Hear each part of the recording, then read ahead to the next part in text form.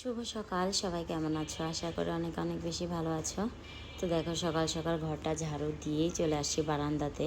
শরীরটা এত খারাপ, প্রচুর জ্বর ঠান্ডা হচ্ছে সবারই, আমারও হয়েছে। তো এই যে আমি বসছি এখানে, আর একজন এসে আমার সাথে বসে সে হাওয়া খাচ্ছে।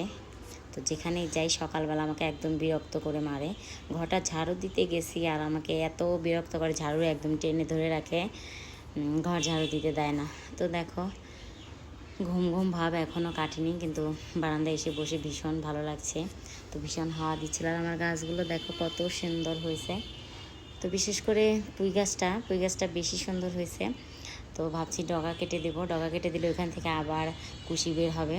আর এই যে দেখো, বসে আছি, সামনে মন্দিরে ঘন্টা বাজছে। হয়তো সকালবেলা মন্দিরের গেট খুললো এখন। তো বেশ সকাল, এখন 7টা বাজে। আর এইদিকে হচ্ছে এই যে মায়ের মন্দির, আর ওই যে হচ্ছে গোপালের মন্দির। তো যেখানে বসে আছি সেখান থেকে ডানেও মন্দির, বামেও মন্দির। তো ভীষণ ভালো লাগছে সকালের এই পরিবেশটা, একদম শান্ত নিরিবিলি, গাড়ি ঘোড়ার অত হইচই নাই। তো ভীষণ ভালো লাগছে, সুন্দর একটা ওয়েদার, রোদ ওঠেনি আজকে। আর দেখো কত হাওয়া দিচ্ছে। আর এই যে উনি তো একদম আমার পিছু ছাড়ে না, আমি যতক্ষণ এখানে থাকবো ও এখানেই বসে থাকবে। তো চলো, বসে থাকলে তো আর হবে না, বাড়ির সব কাজকর্ম পড়ে আছে, তো ওইগুলা করি। তো দেখতে থাকো আজকে সারাদিনে কি কি করি। আর হ্যাঁ, তোমাদেরকে বলছি আমি নতুন আমার চ্যানেলটা খুলেছি। তো তোমরা পারলে আমার চ্যানেলটাকে একটু সাবস্ক্রাইব করে দিও, আর পাশে থেকো। আর এই যে দেখো, আমার ছোট উঠে চলে আসছে স্কুল যাওয়ার জন্য। আর এদিকে সব রান্না করা করে নিই, চলো দেখতে থাকো আজকে কি কি রান্না করি। আজকে রান্না করছি হচ্ছে একদম নদীর ছোট মাছ নিয়ে আসছিল, আর বাবু বললো যে এগুলো নদীর মাছ, চাষের মাছ। তো এগুলো দিয়ে আজকে তরকারি করো, এই জন্য কালো জিরা ফোড়ন দিয়ে শুধু একদম সাদা মাটাভাবে রান্না করবো। এমনি শরীর ভালো না, কোনো কিছু খেতে ইচ্ছা করছিল না। তো ওরা বললো যে ছোটো মাছের তরকারি করো, দেখতে ভাত খেতে ভালো লাগবে। তো এর জন্য ভাবলাম যে না করি ছোটো মাছের তরকারি। আর এদিকে মেয়ে আমাকে দেখো সবজি কেটে দিচ্ছিল। তো ওকে বললাম যে আমাকে একটু কেটে দাও, তাহলে আমার তাড়াতাড়ি হবে রান্নাটা। তোকে দিয়ে আমি ভেন্ডি কাটছিলাম, ভেন্ডি ভাজার জন্য। তাই যে দেখো, ছোটো মাছের তরকারিটা হয়ে গেছে। আজকে আমার কড়াইটা, কালকে আমি এটা চাটনি রান্না করছিলাম, এর জন্য কালো কালো হয়ে গেছে।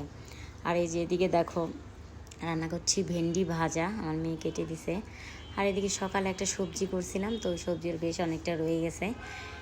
এই 3 আইটেম দিয়ে চলে যাবে দুপুরে, আর কিছু করব না এখন।